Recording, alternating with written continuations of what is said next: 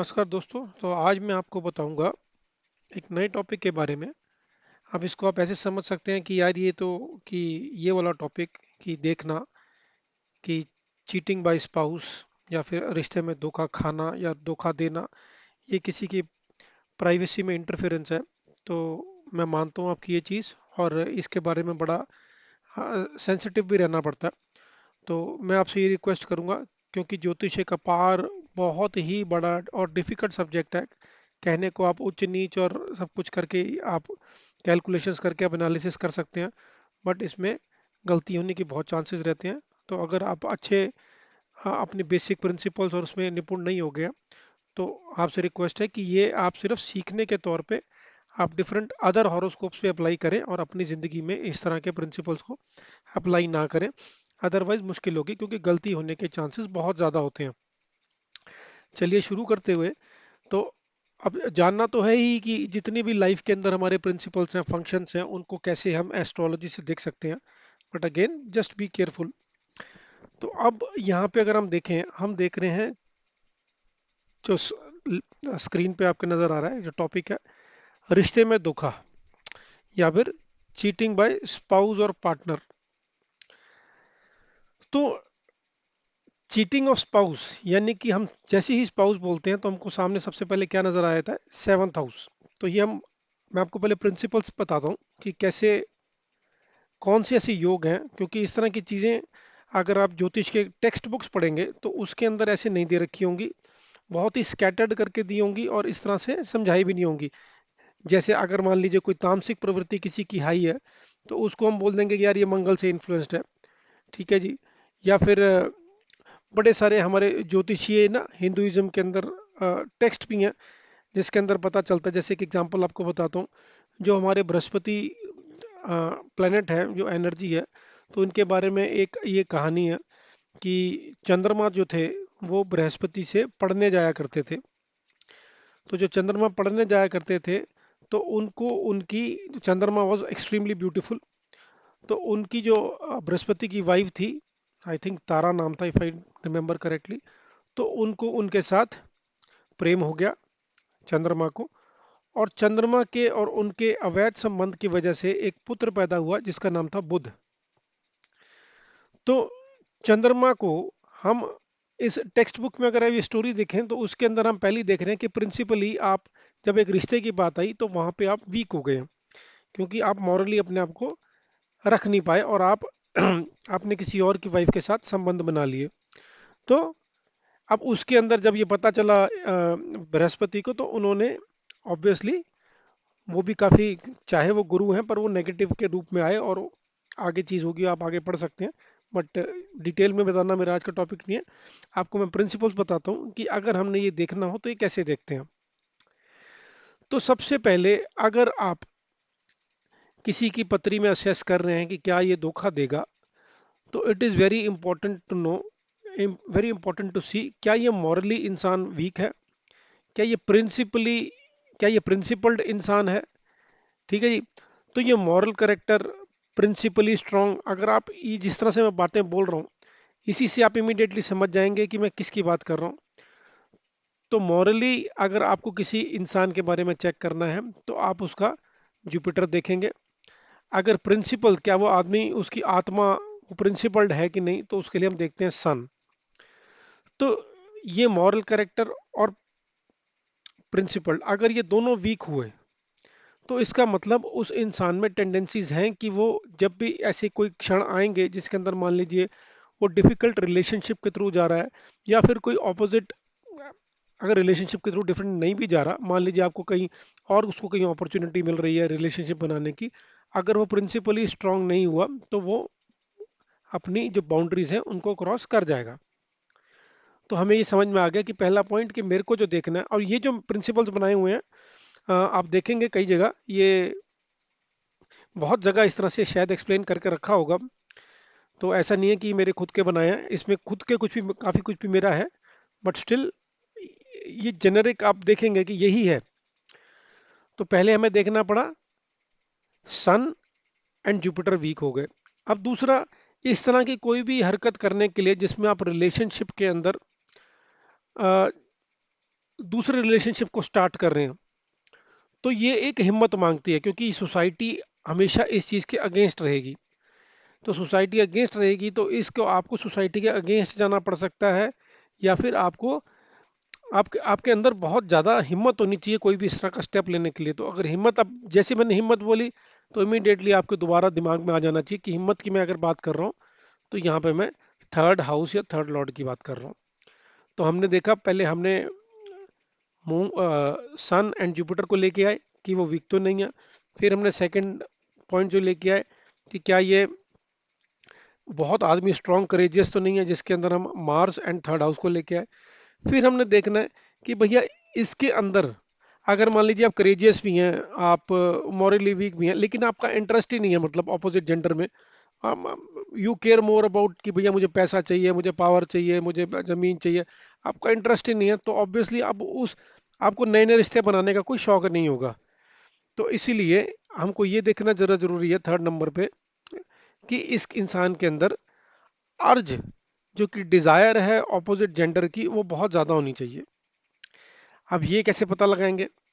अगर आप मेरा दूसरा पॉइंट देखें, इसके अंदर ये जो दूसरा सेक्शन है, इसके अंदर अर्ज के अंदर मैंने चार पांच, अब अकेला यही नहीं है कि अर्ज आपको मार्स ने दे दी, इसने दे दी, फलाने ने दे दी। इसके लिए भी हमको बड़ा ध्यान से एनालिसिस करना होता है, क्योंकि देखिए सेंसिटिव टॉपिक होता है ये, और ऊट पटांग गलत बोल गए तो बहुत ही आप लोगों के घर को भी खराब कर सकते हैं। And you have to be careful when you speak. तो अर्ज के लिए हम क्या करते हैं, देखिए अब जैसे मैंने अभी आपको एक स्टोरी बताई, वो थी मून की। तो मून जो कि एक, आप देखें कैसी ट्रांजिशन में जाता है, वो कभी एकदम ब्राइट हो जाता है, कभी एकदम डार्क हो जाता है। तो मून के अंदर फ्लक्चुएशंस हैं, और मून की अभी मैंने जो स्टोरी सुनाई है, अगर ये चीज हम सेवंथ हाउस के अंदर मून आ जाता है, तो उसके अंदर ये फ्लक्चुएशंस आने के चांसेस हैं, अर्ज होने के चांसेस हैं। हमेशा याद रखिएगा, जो सबसे ऊपर मैंने बात रखी है, ये चार पॉइंट्स लिखे हैं, इन चार पॉइंट्स के ऊपर एक बात लिखी है, एफ्लिक्टेड बाय पापी राहु केतु। यानी कि जितने भी प्लैनेट्स हैं, इन सब के अंदर जो एक्चुअली राक्षसी प्लैनेट है, वो है राहु और केतु। केतु प्राइमरीली नहीं, क्योंकि केतु का it's more of spiritualism, Ketu एक अलग ही जोन में है, केतु नहीं। लेकिन जितने भी मटेरियलिस्टिक सुख है, मटेरियल भौतिक सुख है, जो कि आप इस वर्ल्ड में इस समय आप जाते हैं, आपको फेम चाहिए, ठीक है जी, आपको पैसा चाहिए, जमीन चाहिए, आपको भैया स्त्री सुख चाहिए, मतलब जितना वो राहु उसको सिंबलाइज करता है। तो अगर कोई भी प्लेनेट आपका सेवंथ हाउस का होके राहु से अफ्लिक्टेड हो रहा है, तो उसके अंदर अर्थ ज्यादा आ रही है, मतलब द डिमांड इज मोर कि मुझे और चाहिए। तो अगर मुझे पार्टनर है, तो मुझे पार्टनर और चाहिए, ठीक है जी। अगर मेरे को अगर किसी रिलेशनशिप या अफेयर में जाना है, तो मुझे और चाहिए। तो ऑब्वियसली और का मतलब कि आप एक में सेटिस्फाई नहीं हो रहे, आप डेफिनेटली उस रिलेशनशिप को ब्रेक करने के लिए पूरे तैयार रहेंगे। तो इसलिए it is very important to see the placement of Rahu, not just placement but the aspects of Rahu to other planets, other energies, क्योंकि ये उनको भी मलाइन करेगा। ये बृहस्पति को अगर देख रहा है, तो ये बृहस्पति को भी मलाइन करेगा, बृहस्पति को भी पापी बनाएगा। शनि को देख रहा है तो और आपको स्ट्रगल कराएगा। तो जो जो चीजें कोई भी प्लेनेट सिंबलाइज करता है, उसके अंदर एम्पलीफाई कर देगा उस चीज को। जैसे मैंने आपको नेगेटिव तरीके से, राहु की दृष्टि नेगेटिव होती है। तो आइए देखते हैं कि अर्ज कैसे किसी इंसान की ज्यादा होगी। अब इसके अंदर सॉरी टू से मैं एक पॉइंट लिखना भूल गया, वो है एट्थ लॉर्ड। वो उसके बारे में भी थोड़ा बताता हूँ, पहले ये खत्म कर लूँ। तो अर्ज कैसी होगी, हमारा प्लैनेट ऑफ लव जो है, वो है वीनस। अगर वीनस का कॉम्बिनेशन या वीनस की प्लेसमेंट एक ऐसी राशि में है जो कि मार्स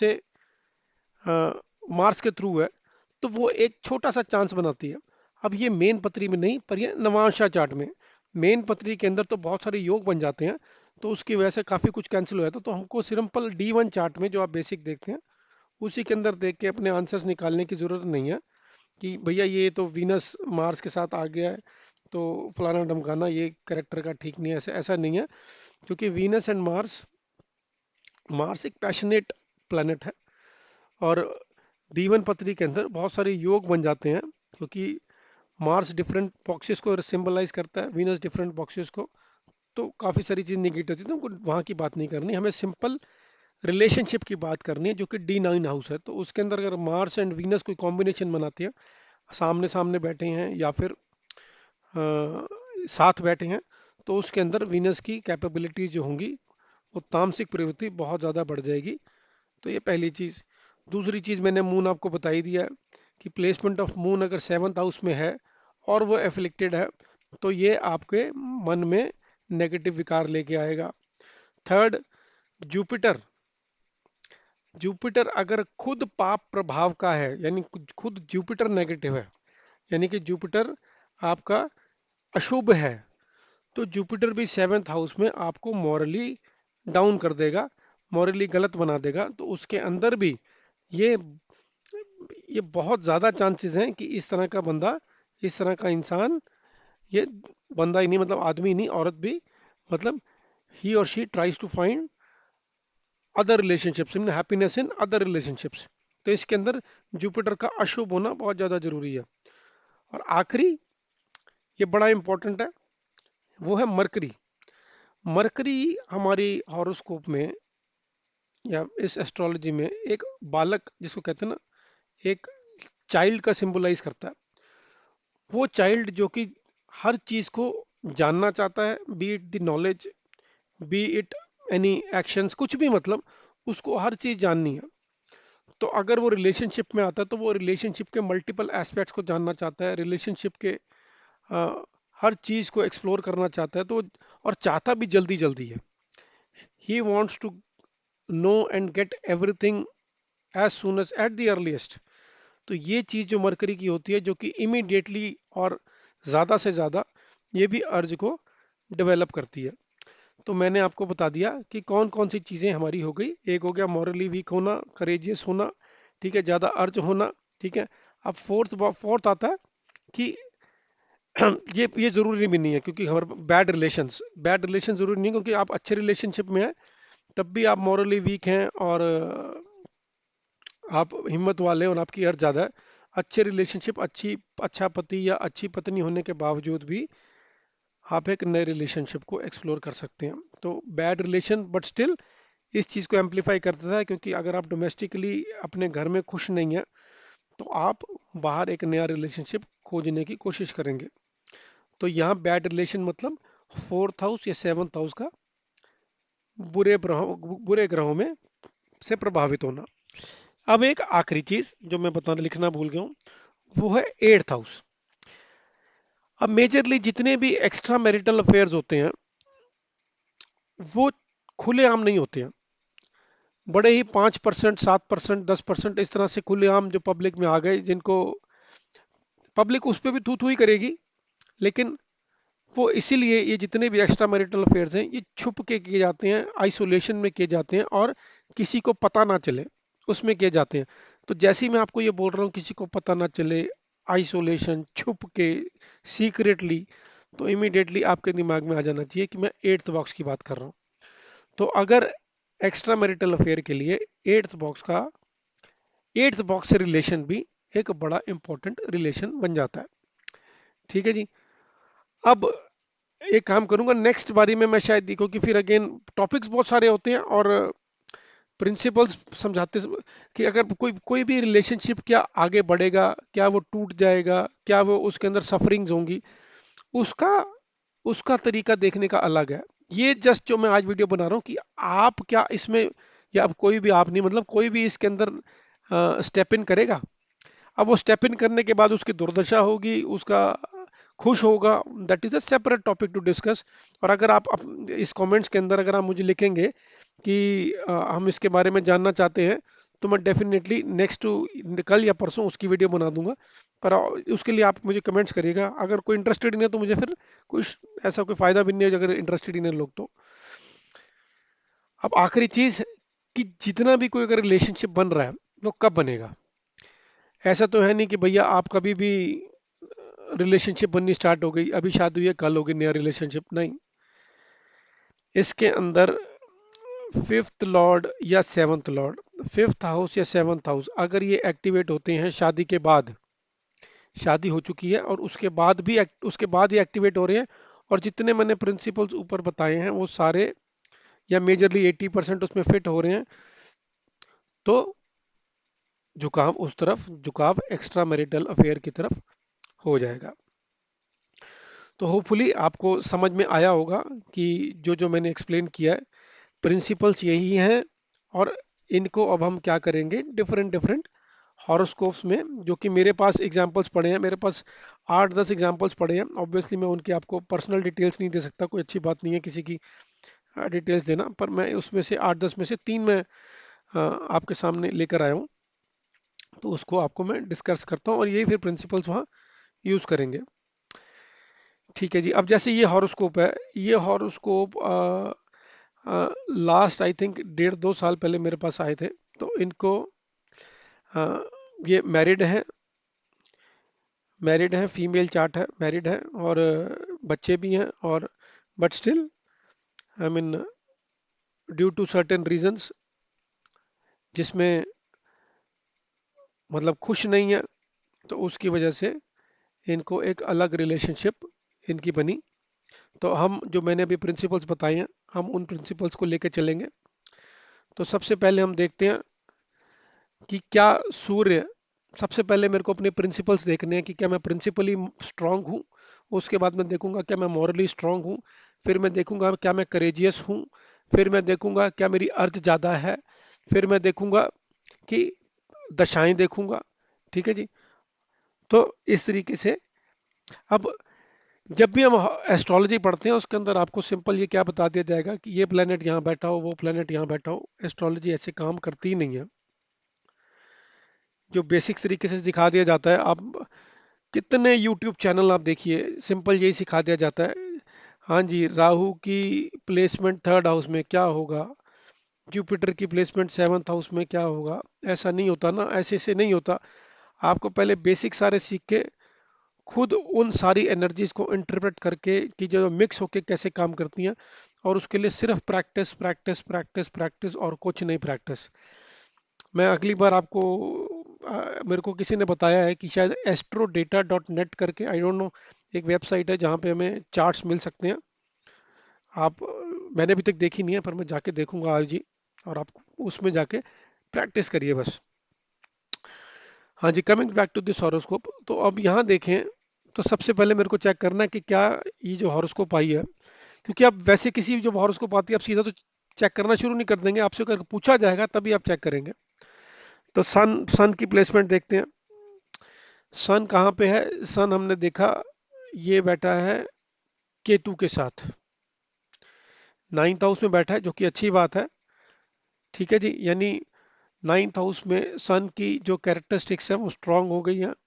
9th हाउस का लॉर्ड है सन, जो जुपिटर, वो भी इसका मित्र है, तो सन अपने आप में स्ट्रांग है। लेकिन ये जो राहु केतु एक्सिस में बैठा है, केतु के साथ बैठा है, यानी कि अपनी दशाओं में ये सन को पीड़ित कर देंगे। आप, ये इंसान वीक हो जाएगा मॉरली, या principally, sorry not morally, principally. अब केतु क्या करता है, केतु आपकी जो, अगर अच्छे प्रभाव में ना हुआ तो राहु केतु एक्सिस के अंदर सन के अंदर नेगेटिव डेफिनेटली आपकी जो क्वालिटीज है अच्छी वाली छीन ली जाती हैं। तो सन मेरा यहाँ पे प्रिंसिपली मॉरली जो भी है उसमें थोड़ा सा कमजोर हुआ है। अब मैं देखता हूँ जुपिटर को। जुपिटर मेरा यहाँ बैठा है 7th हाउस में, कोई बात नहीं, कोई प्रॉब्लम नहीं है, बैठे रहने दो। जुपिटर के अकेले बैठने से यहाँ कोई फर्क नहीं पड़ता। पर क्या जुपिटर अपने साथ अशुभता लेके आ रहा है? बिल्कुल लेकर आ रहा है। आप देखें यहाँ पे 9th लॉर्ड तो है, यानी कि यहाँ से राजयोग बनाना तो कर देगा कि अच्छा पति मिल गया, अच्छा ससुराल मिल गया, मतलब सब कुछ ठीक ठाक मिल गया। लेकिन ये 12th लॉर्ड होके ये इधर आया है, यानी कि अपने साथ ही अशुभता लेके आया है, छोटी मोटी अशुभता लेके आया है, और साथ में ये जनाब राहु से दृष्ट हो गए हैं। यानी अशुभ बृहस्पति के ऊपर प्रॉपर पापी नजर पड़ने से, पापी जो कि सिवियर पापी है, क्योंकि राहु के ऊपर भी शनि की दृष्टि है, तो जुपिटर अंदर अपने बहुत सारे मलाइन कैरेक्टरिस्टिक्स लेके आता ले आया। अब देखते हैं, मेरे दोनों प्रिंसिपल स्टार्टिंग के 2 पॉइंट्स टिक मार्क हो गए हैं। तीसरा देखता हूँ कि क्या ये बंदा बंदी करेजियस है। आओ देखते हैं 3rd हाउस के हालात। 3rd हाउस में राहु बैठा है और जो कि 3 नंबर में राहु, और इस घर का मालिक केंद्र में बैठा, यानी राहु वैसे ही पापी ग्रह 3 नंबर के आके बहुत ज्यादा स्ट्रांग हो जाता है। यानी third house is very very very active, very strong. ये इंसान बहुत ही हिम्मती है। चलो जी, मेरा तीसरा भी सही हो गया। अब मेरे को देखनी है अर्ज, कि क्या अर्ज है। कि अर्ज के लिए मैं क्या करूंगा, मैं देखता हूं कि ये सेवंथ लॉर्ड जो है किसके साथ बैठा है, मरकरी के साथ। तो लो जी, काम हो गया। मैंने आपको क्या बताया था, मून की प्लेसमेंट सेवंथ हाउस में हो जाए, सेवंथ लॉर्ड मरकरी के साथ, ठीक है जी, इस तरह हो जाए। तो अभी मैंने यहाँ नवांश नहीं लगाया, पर नवांश से भी हम देख लेंगे, वही नजर आ जाएगा। तो यहाँ पे मेरे सारे टिक मार्क लग गए, ठीक है जी।